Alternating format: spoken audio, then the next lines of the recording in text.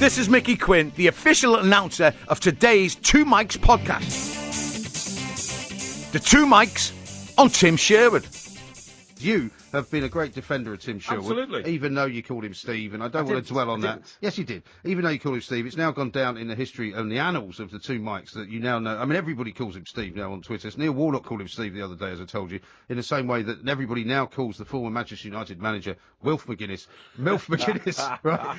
And I imagine you might make it onto Clips of the Week later on with Hawksby and Jacobs if you listen later on. No, but I mean, after his performance in the Europa League, going out to Benfica, he lost the game in the first leg. I think he was psyched out by Jorge Jesus, the man who was kind of sticking three fingers in his face in the first leg, sitting in the stands wearing a suit. Just didn't look right to me. And I thought, if he's up there, he's never going to win the game. Well, the reason I like Tim Sherwood is because sometimes you see managers. Who was the old Blackburn manager who had such a miserable, Steve somebody, had that miserable season. Steve Keane. Steve Keane, that's right, under the... the one that made the faux pas on the Chinese trip in Hong Kong, was it? Well, he made all sorts of faux pas, but basically what I'm saying is he seemed to be so grateful for his job that he was often accused of being a lickspittle to the owners and to the board. Right. Tim Sherwood's exactly the opposite. Yeah. Tim Sherwood gives it to the board right in the face. You know, the silence is deafening from the boardroom in terms of support. Last night, as you've pointed out already, in the director's box with Mr. Levy. But Mr. Levy, to me, is the main problem.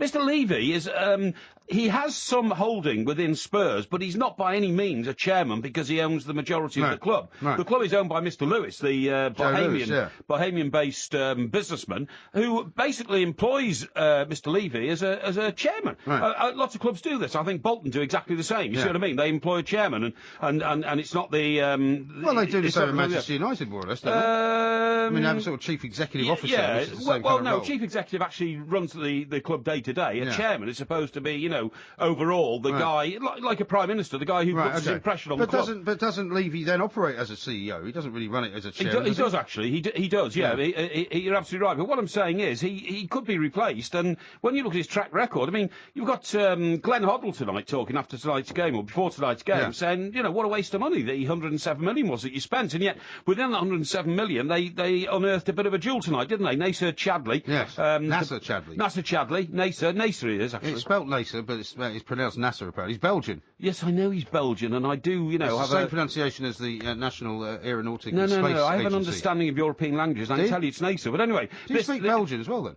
I don't speak Belgian, no. The Belgian is not actually... such a scholar of French. I wondered if you could tell me what the difference was. Well, Belgian's not a language, Mike. I can tell you that to start off. Not a language? No, there isn't a Belgian. Is there a country? Well, it's Flemish. Belgium. It's Flemish. Flemish. Right. There isn't a Belgian language. If you got on your computer and looked up for the word for nincompoop in Belgian, you wouldn't get it, but you would in Flemish. Okay, I'll check that out later. Yeah, absolutely. Yeah. Well, anyway, Nasser Chadli scored 2 goals in 2 minutes. Still wasn't good enough. Well, it wasn't good enough, but he was going to go off to Swansea, I understand, earlier in the season, but now he's staying there because of all these injuries that Tim had, Tim Sherwood, that is, and he drafted him into the squad. So now, look, Spurs did well there, but what I'm saying is... Why are you holding your ear, by the way?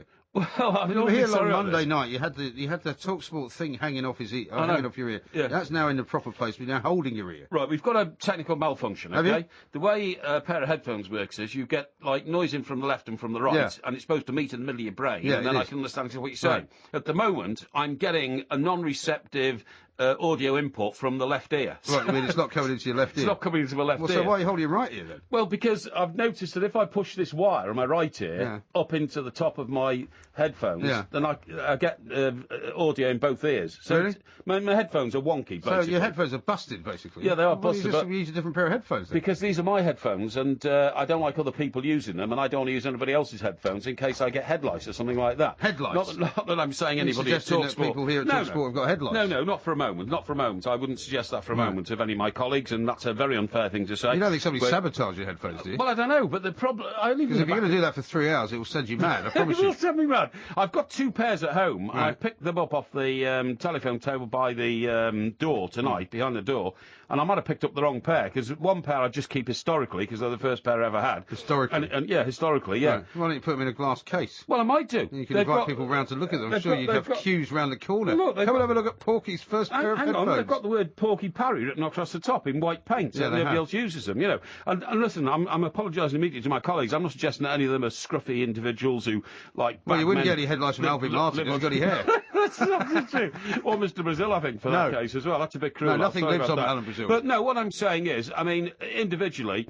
after a while, when you have your own headphones, the shape of your ear defines the shape of the inside of your headphone, and it fits perfectly, yeah. Okay. And by that means, you don't get any outside noise interference. I can hear perfectly what you're saying. Well, you know? those look pretty beaten up, so I think they may be the museum piece No, headphones. they're historic. But anyway, look, we weren't talking about that. We were talking about Spurs, and I was saying Tim Sherwood, I think, has given a very good account of himself, and I like particularly that he's bold enough to put it to Levy and tell the world he expects to be in the mix when they're talking about what players are going to acquire over the summer for the start of next season. I like this. Yeah, but if I was a Spurs fan, I'd want that man as my manager. No, but all he's doing is talking Well, his way out of the what do you want job. then? Some fancy foreign name to come along again, just because he's a foreigner. Why does Spurs insist on saying unless a manager's got a foreign name, he's no good? Well, Tim Sherwood has got a name which sounds like he's English, right? For all I know, he may have some different antecedent. You know, would you not like him if you found out that he was, half Portuguese or half Spanish? What difference does it make? No, that doesn't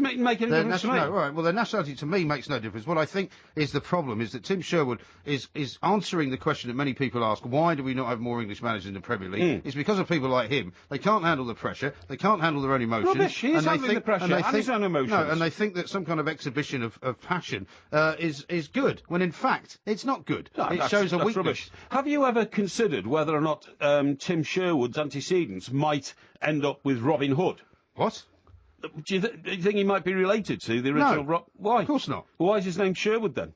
I've no idea why his name's Sherwood. Where did Robin Hood live? Well, he didn't live in Sherwood Forest. If that's what you're going to tell me. He did. No, he didn't. He did. He actually lived in Yorkshire, didn't he? Well, he's supposed to. There's a row about that going on at the moment. Yeah, there is. I mean, there's actually... The sheriff was from Nottingham, but Robin Hood wasn't. Yeah, well, he still made Sherwood Forest his home. I mean, there's a tree in Sherwood Forest that he lived in when he was being chased by the How big was the tree? sheriff of... Well, it's quite a big tree. The sheriff of Nottingham's men were chasing him through Sherwood Forest. He had this little tree where quite a big tree, and he could hide in the middle of it, and they all ran past. And they weren't very bright, were they, the sheriff of Nottingham's men? No.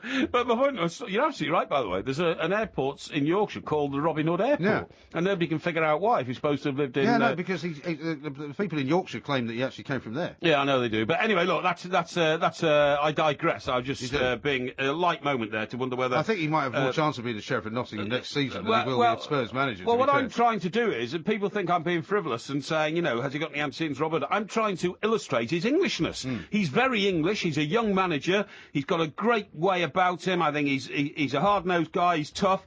I mean, when he stopped on the way out of White Hart Lane, when you and I were there, and pulled up and said hi, mate. I didn't call him Steve. I've never called him Steve in my life. And he had a chat with me, and they just beaten Everton 1-0. You could see the actual pride in his face at coming away with this great victory, because it's only about third time Everton have been beaten this season. He didn't mistake you for somebody else? No, of course he didn't mistake me for somebody else. Who could he mistake me for? Who else do I look like? I don't know. Who else do I look like? I don't look like anybody else. Ryan Parry? Ryan Parry. No, who's Ryan Parry? He used to work for the Mirror. He was the guy that got inside Buckingham Palace. And discovered that the Queen keeps her cornflakes in a plastic container on the table. Yeah, that's right. He was a Royal Footman, wasn't he? That's right. Came Royal Footman. There's pictures of him on the back of the coat. Yeah, that's right. Yeah, he did well, but he's gone to another paper now. I think so. Yeah. Gone to Sunk without trace. Yeah, absolutely. But no, look, I'm all for that. And you haven't got an English manager at Everton.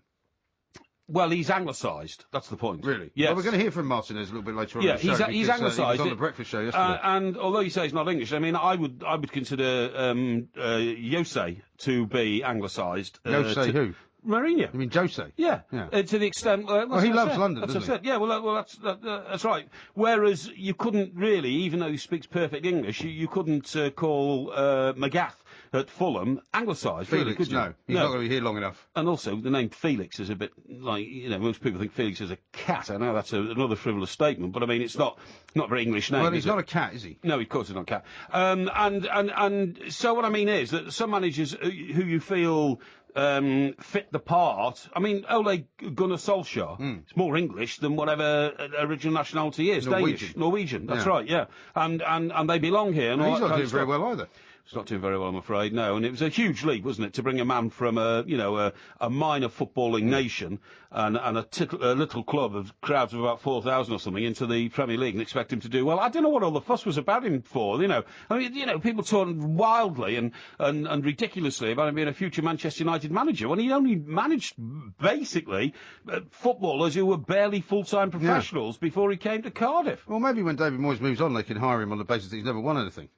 The two mics on brushing your teeth. On a regular visit to my dentist, I was told that I am far too vigorous with the toothbrush. Oh, really? And I'm rubbing my gums away. Oh. And well, you're not rubbing the enamel off the teeth, though. Well, there's a bit of that in it as well. And that's why I eat licorice, because licorice is a substitute for toothpaste. Is it? But, yeah. Is that what he told you? Yeah, he did, yeah. But no, not he licorice didn't. also. I learnt that from reading a medical book, because I like to keep up with latest developments. And I'd love to see the medical book collection. Medical book collection, yeah. Anyway, the point of my story is, you know where the expression long in the tooth comes from? No. It comes from the fact that when you get older, your gums recede and your teeth get longer. Yeah. Didn't you know that? Effectively, your teeth do not get... No, your teeth do not get longer. They do. No, it's just that the gum receding exposes more of your teeth. Yeah. Your teeth don't actually grow. To all intents and purposes, your teeth get longer, but I mean, No. There's more teeth in your mouth. There's more optics. No, it's just that sorry. It's just I mean, there's more. Your gum recedes. There's more square inches of teeth in your mouth as the gum recedes. Yes, you know what I mean? it's true. But your teeth are not actually getting longer. And that's in the old days, when they used to shoot horses. Yeah. They used to measure the length of their teeth. And give children gripe water. Give children gripe water. And if their teeth were getting longer, they'd shoot the horse because it's too old and knackered. Why didn't you give it licorice? Eh? Why didn't they just give it licorice? Yeah, you're not taking this seriously. No. Anyway, point of the story is, do you know, before you came on tonight, there were people on Twitter saying, how many times do you think Mike Parry will say, the point of the story is in 3 hours? Okay. Because in 45 minutes you normally say about 4 times. I've actually lost count of them. All right, let me get to the kernel of this, okay? Right. That's heart of the matter? Let's get the kernel. Point of the story? The story is that if you're going to work odd hours, then you tend to sleep more than once a day. Because, for instance, you might have a couple of hours rest before you come and do the show, and a couple of hours afterwards, and then sort of you have to get up and do things you have to do at 9 o'clock or 10 o'clock or something like that. Then anyone that works nights will tell you, it's very difficult to replicate a night's sleep in the daytime. Because, if you would normally say sleep for 7 hours or so overnight, during the day, I mean, I think I count on the fingers of one hand when I've ever slept like 7 hours in one go. Oh, I'd never do that anyway. I'm 4 or 5 hours about as much as I need, and I like getting up at 4:30 in the morning because I can hear the birds singing. Well, yeah, but I love today, the for example, I mean, it's coming up to 4 o'clock. You're not going to be able to go to bed to get up and feed the ducks at 4:30 because you'll be in here. No. I will from here. Well, you're going out like during the news to feed the ducks, are you? No. When I'm finishing with you at 5, right, it's about an hour's time, I will then jump in the Merc and burn off down to Stockbroker Belt territory. Right. I've got 2 loaves of bread in the boot, okay? And that's for the birds for their breakfast. It'll be like the feeding of the 5,000. No. Anyway, let me get back to why I'm talking about toothbrushes, right? Yeah. So, I have decided that when you're going to sleep and you're getting up again, now every time I go to bed, I like to clean my teeth. And every time I get up, I like to clean my teeth. Right. But that would mean cleaning my teeth at the moment about 6 times a day. Well, so I've decided, you don't need to do that. No, of course you don't. But you have to get rid of the amino acids that gather in your mouth when you're asleep. Why don't you just use a bit of mouthwash, maybe? Well, I do more than mouthwash. Now, I've invented what I call the tumble-dry tooth care system. That doesn't sound good. No, it's good. It doesn't sound safe. What I do is, I do get some mouthwash, but then I get some toothpaste and put that in, and I mash it all up, right?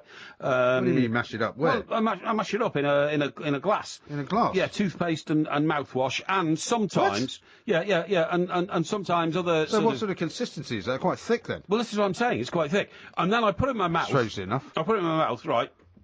And then I go...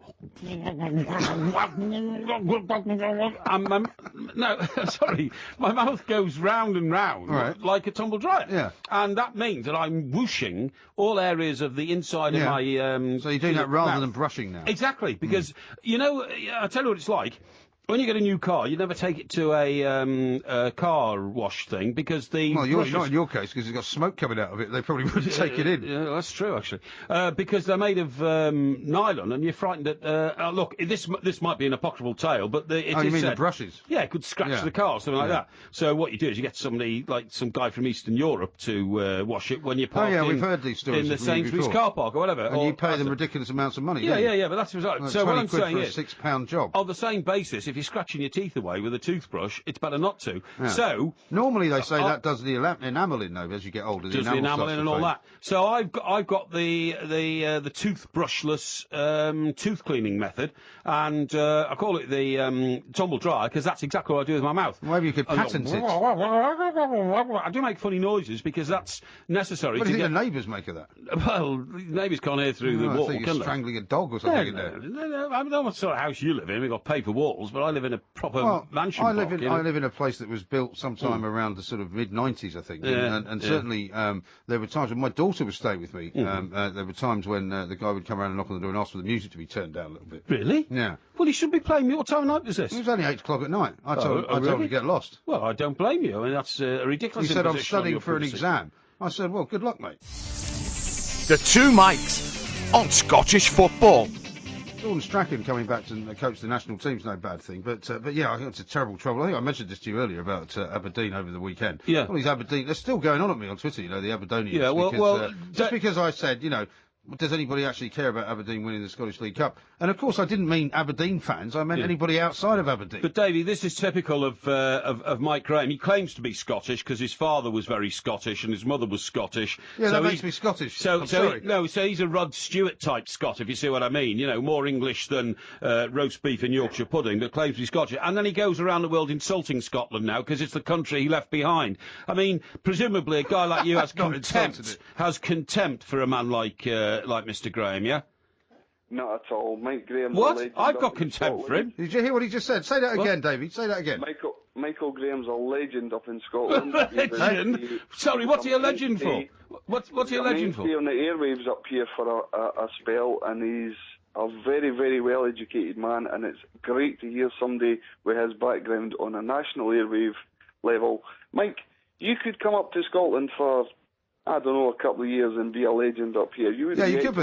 David, that's very kind of you. Hang on a second. No, you've now just been made to look a complete and utter idiot by asking somebody to diss me all over the place, right? Instead of which, he's praised me. David, you sure you weren't talking about me? This is the Portmeister, Mike Parry. You sure you weren't talking about me? Because I'm a legend in Scotland as well. I went into a bar. No, he said well-educated. Excuse me. I went into a bar in Scotland, in Glasgow. And you were carried out one time. Well, I was thrown out because I suggested all these Scottish fans were cheering Ireland on against England in the Rugby International. And I asked why you were cheering Ireland on instead of England. I said, considering that the English produce most of the wealth in the British Isles, a lot of which is diverted up north of the border, why weren't they shouting for England? Now, do you think that was a reasonable question? Well, if you're talking about wealth being diverted up north, could you divert it my way a little bit? Because I could do it a couple of quid. David, that's a very good answer. Listen, David, what a brilliant call that is. A very perspicacious man. A man who knows an awful lot more about Scotland than you would ever learn, even if you went up there for a couple of years. So hard luck, Porky. You've tried to turn me over, and you've failed miserably. So we had this call at the moment when one listener out of the 3.5 or 4 million that we have here on TalkSport has suddenly rung up and said he once heard you on radio in Scotland. You sounded quite bright on the day. I think his words were, I was a legend. The only thing you're a legend for in Glasgow, mate, is drinking 15 pints of heavy and eating a curry and a kebab on the same night from adjoining takeaway food shops. I know about it. The two Mikes on the missing jet. Well, we're going to talk to Mike Smith now as a professional pilot, a man who's the only professional pilot who's still actually working, who's ever spoken about this, and we're going to find out from Mike precisely what he makes of what's been going on, what all the theories are, and what's likely to happen in the next few hours. Mike, a very good morning to you. Welcome to the show. Good morning. Hi. Yeah, thanks for joining us. There were a lot of questions, I suppose, yesterday, more than there were answers when they found what they thought was wreckage from the fuselage. We may find out later on today whether or not that is the case, whether it can be identified. But I found it surprising that they put the Australian Prime Minister up if they weren't kind of relatively sure that this is what it is. Yeah, I think there's a lot of speculation at the moment. It's obviously quite difficult to pinpoint, and the sort of arcs which they published a couple of days ago obviously cover quite a large area. So I think it's difficult to say whether or not that will be the actual wreckage. Obviously, they have found a couple of sites previous to that where they've been doing some analysis and found that it's actually nothing to do with the actual crash. So I think that one's a bit of a wait and see, really. Yeah, it sure is. Mike, as an amateur observing this story, because it's such a mystery, am I right in thinking there are two tracking systems on an airliner the size of this plane, both apparently switched off or malfunctioned? Why do they have tracking systems that can be switched off, and how easy is it for a pilot to turn those systems off? There's several tracking systems, in fact, that sort of work completely independently of each other. The main way an aircraft will be tracked over land or over sea is by radar. Obviously, radar coverage doesn't extend on the whole globe. Primary radar is just a basic bounce. The radio wave bounces off the aircraft or bounces off something in the air and produces a dot on the controller's screen. What the aircraft has is a transponder which provides the controller with more detailed information about that actual aircraft. That can be switched off. It can be switched off relatively easily. And, I mean, the reason why it has to be switched off relatively easily is that the pilot needs to have access to more or less all your systems. If something starts malfunctioning, if something short circuits and starts causing some sort of smoke or fire, you need to be able to pull a circuit breaker and turn that off. Oh, okay. Because I was wondering, Mike, why you would ever want to turn it off, because presumably you always want to be visible to the sort of air traffic control people who are trying to work out where you are. But so what you're saying is you might want to switch it off if there was a fire, because it's interesting that you should say that, because one of the theories is that this might have been a fire. There may have been a fire in some way, possibly emanating from the landing gear or possibly an electrical fire, which might explain what happened. Yeah, I think there are a lot of theories floating about. With regards to the landing gear, I mean, any fire, we need to bear in mind that the aircraft was flying for about at least an hour before anything untoward started occurring, anything non-normal. So for there to be a fire that was developing for that long, the 777's fairly advanced their systems in the landing gear and the wheel wells to alert the pilots of the fire. The main reason a wheel well fire would have developed is if the tire pressure was low. But again, aircraft nowadays have tire pressure indications, which the 777's fitted with, so they'd know about that. It'd have to be a pretty major fire for the pilots not to be able to get some sort of mayday or pan call out, really. Absolutely. Now, Mike, going to this latest, hopeful scene of wreckage, well, when I say hopeful, nobody wants to hope that everybody's died, but it might at least solve this mystery and give some comfort to the relatives. If a plane like that dropped out of the sky into the southern Indian Ocean, which apparently is the deepest seas in the world, from your perspective as a pilot, would you expect that plane to be completely swallowed up? Is that why we haven't seen anything of it? Or does a plane like that have the ability to float? I'm not an aircraft investigator, obviously. I just fly them. But thinking about it, if from previous accidents or previous ditchings, if the aircraft were to almost nosedive into the sea, there'd be very little scattering of the wreckage. If it were to attempt a ditching, so to speak, a landing on water, if things didn't go brilliantly, then it could be quite possible that the aircraft would break up somewhat. Now, bearing in mind that obviously this was quite a few days ago now, nearly 2 weeks now, those parts which may have broken up will have scattered somewhat as well. Obviously, the sea is not calm. They stopped part of the search last night because of the rough waters. So it's becoming more and more difficult, I think. Every day that goes on, the job they're having to do is becoming more and more difficult. No, of course. And one of the many questions, there are so many questions, and Mike, I'm not certainly expecting you to be able to answer any of them really, but the mysterious part about this is one, that there was no Mayday, as you say. The message from the co-pilot, the last message, which was all right, good night, which seems to be completely, I mean, you can probably confirm this, that's not something you would normally say. And if this does prove to be the wreckage of the flight, sort of 2,500 miles southwest of Perth, Australia, it's nowhere near where they were supposed to be. No, you're right. With regards to the transmission from what's thought to be the co-pilot. I wouldn't really say that actually it's particularly untoward. ATC isn't always as I wouldn't use the word professional, but if the frequencies are fairly quiet, you'll say good night or thanks, and just before you change frequencies. So like without identifying the MH370 or whatever. Possibly. I mean, I've heard it before. It's not something that particularly strikes me as being something to sort of examine particularly closely.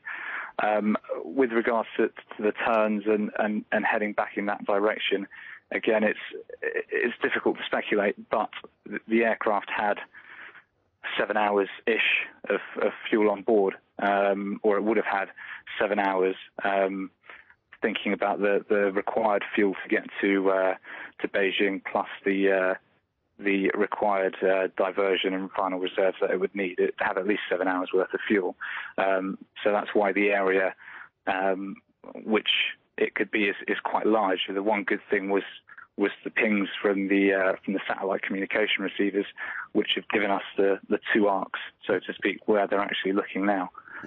Mike, just finally, over the last 12 months, I've read some scare stories that pilots fall asleep all the time in the cockpits of aeroplanes, sometimes the pilot and the co-pilot. Is that a possible explanation? Have you ever encountered that yourself, either yourself feeling drowsy and going to sleep, or one of the crew that you were flying with? I think there's a lot hyped up in the media. On long-haul flights, pilots are allowed to take controlled rest. If you're flying a long-haul flight, it's again a normal procedure for one of you to pull your seat back away from the controls and have a nap, basically, while the other pilot's monitoring. Obviously, as with any job, I would say it's not perfect. Sometimes it gets the better of you, and there are instances of both crew falling asleep and flying over the top of the airfield which they were supposed to go to. Whether or not that happened, that's not what we want to hear, really, is it? No, it's not something that happens every day. But it's been in the media before, as you mentioned. It does happen. There's no denying that. But I think it'd be highly unlikely that the fact that both of them fell asleep and for 7 hours without realising what was going on. I can't imagine that. On top of that fact, the flight management computer would have had the route programmed to Beijing. There was clearly some sort of manual intervention to turn the aircraft off course and then to direct it to two specific waypoints, which aren't, there's nothing physically there, it's just a waypoint, it's a made-up waypoint with coordinates. That would have had to be physically programmed by someone, really. So I'd discount that theory pretty quickly, to be honest. Okay, thank you very much. Right, thanks very much indeed. Michael Smith there, professional pilot, with a few insights into what could have happened, but really, we won't know anything until they find the black box. The thing is, Mike, the reason I asked the question about falling asleep is, of course, it doesn't fit the bill if the plane is 1,500 miles south of Perth, Western Australia, but that might be another red herring. Yeah. We've already had 2 sightings of debris in the oceans which have been ruled out as having come from flight MH370, so what I'm saying is they might have fallen asleep 2 hours after the plane took off, and then it did the left turn, and then it's disappeared, and we still don't know. We have no absolute confirmation where the plane came down. The 2 mics on Arsene Wenger. Arsene Wenger's 1,000th game in charge. It's a pretty amazing milestone to have reached. They're playing Chelsea, of course, this weekend, and on that tribute you heard from Jose Mourinho, Stuart Robson, Liam Brady, Ray Parlour and Arsene Wenger himself. He's been a great character in the Premier League, hasn't he, in the life of English football. Arsene Wenger? Yeah. What do you think we're talking about? Well, you've just been listening to an entire tribute to Arsene Wenger. No. Hang on. Let me just say, huge admiration for him in terms of his ability to manage. Obviously, he hasn't brought a lot home in the last 8 years and all that kind of stuff. We all know about that. But you can't describe him as a character in the way you describe Jose Mourinho as a character. Oh, I would. In the way you would describe Ron Atkinson as a character. In the way that you would describe Brian Clough as a character. He's not a character. He's actually a very dull, insipid, and rather you're wrong about that. boring man. I think you're wrong about that. You listen to Ray Parlour talking about him, your good mate Ray Parlour, right? Ray tells some very funny stories about how they used to treat him like Inspector Clouseau, and he was always falling into things, dropping things. But he was an Arsenal player inside the inner circle of Arsenal, and therefore he saw him from the inside. What I'm saying is, to the world at large, Arsene Wenger is a rather old womanish type individual who walks around with a worried look on his face all the time, mumbles a lot of profanities about failure, as Jose Mourinho said, and is not very interesting. What do we know about his private life? What do we know about it? Well, why do you need to know anything about his private life? I like to know what people are doing when they're away from football and all that kind of stuff. We know what Jose does. No, you don't. What did you know about his? Well, he goes and manages other football clubs in the world and wins Champions Leagues and all that. To do with his private life. Of course it's to do with his private life, because he decides where he wants to go. With the Arsene Wenger situation, don't you think that he's a rather dull and boring individial? I think he wears cardigans, which is another giveaway sign for a man who's old before his time, in my view. And he's... So this is your tribute to his 1000th game in charge of Arsenal, is it? He wears a cardigan and he's not very interesting. No, hang on. I've just said to you, utmost respect for him as a football man, but when you describe him as a character, there are much bigger characters in football than Arsene Wenger. All right, well, hang on a second. Let me bring in Sophie Nicolau. She is the soccer diva. Yeah. She's a great friend of this show. She lives in Hollywood, California. She used to work in the movie business, still does a bit of work in the movie business. Sophie, let him have it, will you, for heaven's sake? It's so funny, isn't it?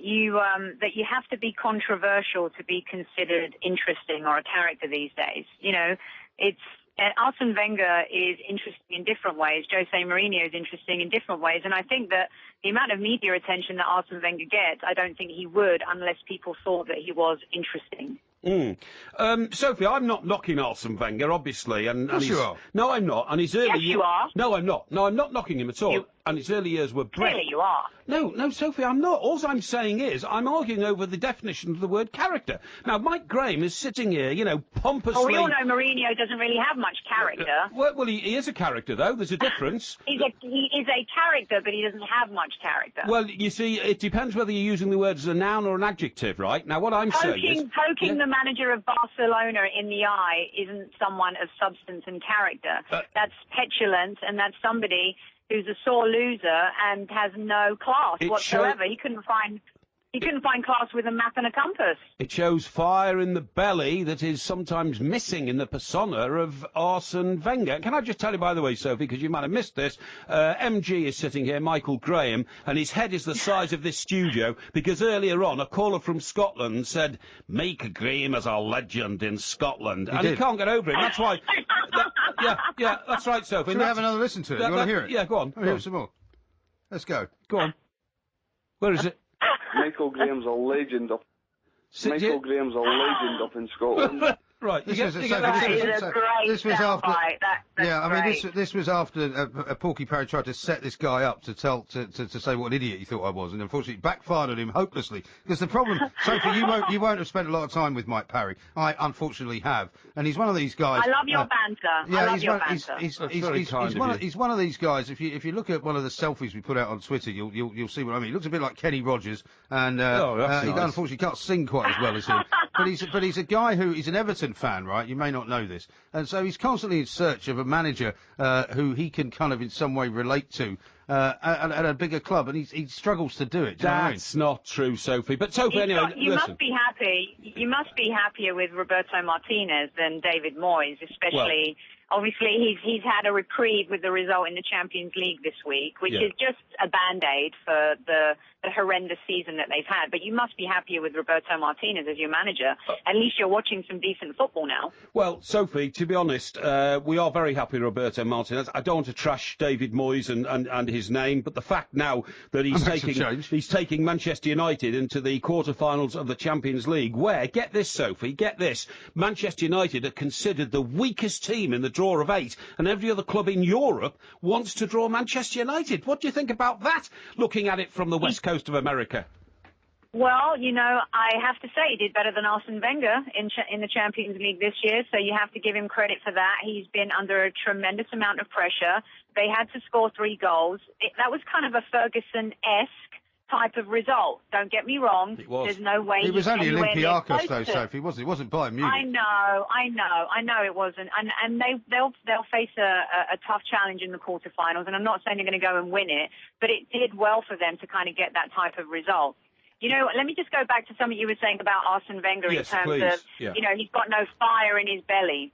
It's funny, isn't it, that when Jose Mourinho says something at a press conference and it's kind of passionate, he's got fire in his belly. But then when Arsene Wenger responds to reporters who are poking for stories and poking at stuff, he comes across as a moaner. But when he responds with a bit more heat, you know, it's not considered fire in his belly. What is that? I'll tell you, Sophie. Now, I've been willing to defend you here against Mr. Mike Porky Parry, but I have to say you've now attacked Jose Mourinho 3 separate times for no apparent reason. Now, this is supposed to be about Arsene Wenger's celebration of 1,000 games. Why are we talking about Mourinho? Let's talk about that. Let's talk about that. 572 wins, 572 wins, 235 draws, 192 losses. He gave us champagne football. He gave us the Invincibles. He gave us Vieira, Petit, Fabregas, Anelka, Henry. He gave us a generation of players, and he gave us a moment in the Premier League where Arsenal played, let's face it, and I don't think I'm exaggerating when I say this, like Barcelona. There was this era. Sophie, 1,000 games, I think most Arsenal fans would say that is now about 350 games too many. And it's a long, long time since Arsenal were ever compared to Barcelona. Well, what I was also hearing earlier in the day on TalkSport, Sophie, was that, you know, the first 500 games went really well. The second 500 games haven't gone quite so well. You know, so maybe we shouldn't be celebrating 1,000. Okay. It's not like Arsenal haven't won a trophy, and everything these days is, if you win a trophy, that's success. Everything is measured by silverware, and I get it, and it's true. If he was manager of Chelsea, if he was manager of Man United, would he have lasted this long without winning a trophy in 8 years? Probably not. Maybe at Man United, I mean, you know, Moyes might last a few years because they have a project they're building, and Arsene Wenger's had a project. This is the rebirth of Arsenal we're seeing this season, but they have to win a trophy. I really do believe that he's done a phenomenal job, not only at Arsenal, but also for English football. In the last 3 or 4 seasons, Arsenal have not been great. They've been woeful at times. They've let their fans down. He hasn't bought players in the transfer market. They have the money to do it, and it's frustrating, completely frustrating. But he's also done an amazing job at the same time. But if we don't win a trophy this year, I do believe in my heart, as much as I love and respect Mr. Wenger, it would be time for a change. Of course it would. Now you're agreeing with us after all of that waffle. The 2 mics on the budget. You'll have noticed the budget took place the other day. Not particularly exciting news for anybody, really. A penny off beer. Good news in that. Well, a penny off beer. You've got to drink 450 pints before you get a free one. Utterly ludicrous. Which is mad, right? But pensions-wise, you're closer to your pensioners than I am, of course. What about this guy who came out? He's on the front page of The Guardian. Steve Webb, the pensions minister.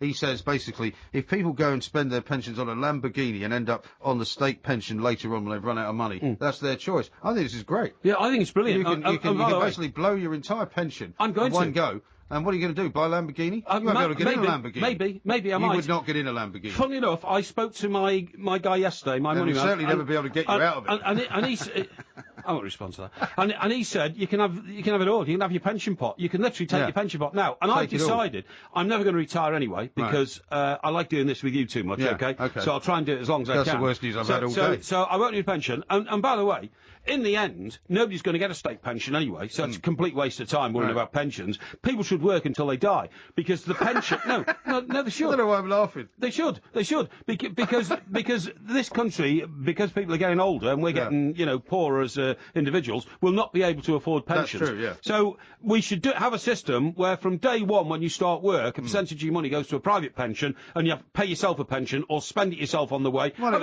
you wouldn't be taxed so much either. If somebody you still haven't told me what you can do with all your money. If a doctor said to me, we've had a look at the old ticker, Mike, and I'm afraid it's about 18 months, which could well happen. In fact, it could happen tomorrow. I could literally drop dead now. Why don't you leave your money to me? Well, I might leave you something. I might leave you my Wayne Rooney shirt or something like that. But the point is, you should should be free to spend money you've stacked away as a pension. When the doctors come round and say, I'm sorry, it's bad news, 6 months, you're not allowed to spend your pension money. It's got to stay in that pension pot. Ludicrous, ridiculous. I'm all for it. Spend our pension money now. I'm going to spend mine. I'm going to help reflate the economy. The two mics taking a flick through the papers. The Mirror's got something in on its page 3 this morning about Einstein. And did you not write a book about Rooney and Einstein or something like that? Yeah, Some I did. nonsense. Yeah, I mean, I seem to remember you sort of suggesting that that Einstein and Rooney had an awful lot in common. Get your hands on the Daily Mirror, right? Right. Now this is now this is fantastic. It's a stunt, and you open it on page 3, and it shows a picture of Einstein. Yeah. But if you walk away 12 paces and hold it up, the picture of Einstein turns into a picture of Marilyn Monroe. Right. It's a fantastic optical illusion. Has it worked? Can you make it work? It's worked. Look, I'll show you. I'm just going to go away from this microphone for a bit, okay? If you now, I'm go holding 12 it now and paces showing you away. a picture of Einstein, okay? All right. Okay, now listeners, just hang on a second. Make sure you unplug your headphones, or else there's going to be a big horrible noise. I will, or else I'll rip them off. Hang on 1 second. Here we go. Right, I'm walking back. Now, here am I. I'll shout now so people can hear me. I'm over here. I'm going to put the lights on, okay? Yeah. I put the lights on. Yeah, okay. They're not deaf out there, you know. Okay, yes, I know, but I want our listeners to hear us. Yeah, it does. It's true. It does turn into a picture of Marilyn Monroe with a moustache. With a moustache. No, that's her lips. That's her luscious lips. Oh, is it? What are Einstein's moustache? Are her luscious lips, yeah? You got it? Yeah, right. Yeah, okay, I'll switch the lights off. Yeah, just keep walking out. Just keep going. No, go back to the seat. Now, you're absolutely right, Mike. I wrote a book called Rooney Tunes before the... That's still available? Oh, absolutely. At all good publishers. Yeah, at Pound Shop? No, at all good bookshops. Called Rooney Tunes. Wrote it before the 2010 World Cup, sorry? I've never seen it in a bookshop, and I do go to bookshops quite frequently. And do you browse the sports sections? I browse all the sections, because I buy people books quite a lot, because I believe it's a good thing to read many books. So do I. I've got loads of books. I've got hundreds of books. I've got thousands of books, Well, you've got those medical books. In fact, yeah, I have, yeah. I'm thinking of building a library, and it'll be called the Porky Library, and I'll leave it to somebody. You mean a bit like the Richard Nixon Memorial Library? Right, yeah, absolutely. He was the President of the United States of America. Yeah, okay, well, you think you should have your own library? Well, why not? I've had a fulsome life. I've got every Rothmans Footballer of the Year book since about 1972 or something, and they're all lined up on a shelf and all that, and I could give those away to somebody as a posterity. It's a memorial. Apparently, the boys behind the glass have been looking for it on Amazon. Yeah. Apparently, you can get it for quite a low amount of money. What do you think the cheapest bid is for it? That'll be ridiculous. Anyway, tell you about Rooney Tunes. 25p. Oh, rubbish. You've made that up. You've just made that up. I know you've made it up. No, that's for 5 of them. No, you're trying to hurt me. That's for 5 copies. I'm not even going to get into this conversation. Now, in one chapter, it goes on about Rooney, and I spoke to a Cambridge professor. Professor? Sorry. Professor I think Cambridge. that tumble-drying method of toothpaste cleaning is not going It's absolutely right. No. What was his name? I don't know, but I've forgotten his name. I've forgotten his name. It's a great tome. Yeah, but I haven't got this book in front of me at the moment, have I? I'll get you half a dozen on Amazon for 6p. I tell you, who found him. No.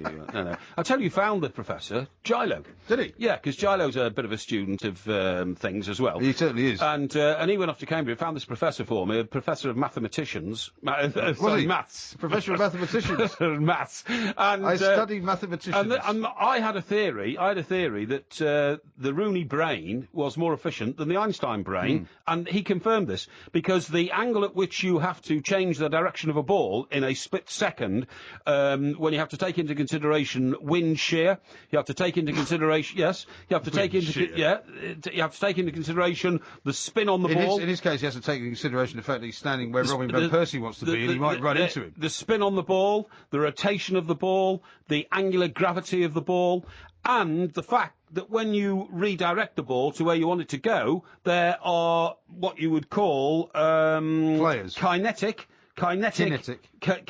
objects in the way, i.e. other players, that's right, and things like goalposts and goal bars and that kind of stuff. And the ability to do that in 1/10 of a second shows sheer genius of a level of... But surely it's only sheer genius if it works. It does work. But if it doesn't work... No, a lot of the time it works and they score goals. If it doesn't work, then you're not a genius. Well, surely. it just means you've miscalculated on that one particular equation.